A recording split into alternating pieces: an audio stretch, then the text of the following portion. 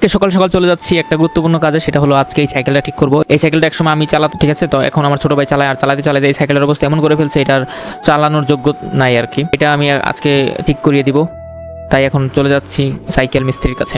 সাইকেলটার তুই কি কি ক্ষতি করছ? অনেক ক্ষতি ক এটা কোয়ালিটি করে পুলা সব কোয়ালিটি এটা কি করছ? এটা করে গিয়া এটা খালি আছে, এইটা লাগবে, এই জিনিসটা লাগবে, আমি কিছু লাগবে না। দরকারের মধ্যে টিউবটা আর এই ব্রেক করা করবে। সাইকেলের 12টা বাজায় দেখেন কি মজা করে নাচতেছে। যাই হোক, এখন আমার এই যে রিক্সা করা হয়ে গেছে, এখন রিক্সা দিয়ে সোজা চলে যাব আমাদের স্থানীয় বাজার, মুরাপাড়া বাজারে চলে যাব।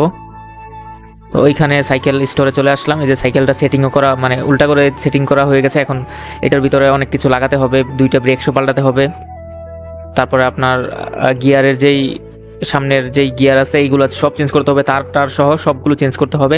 আজকে সবগুলো চেঞ্জ করে মোটামুটি 2600 টাকার মতো লাগছে সাইকেলটা ফুল সেট আপ কমপ্লিট করতে আমার।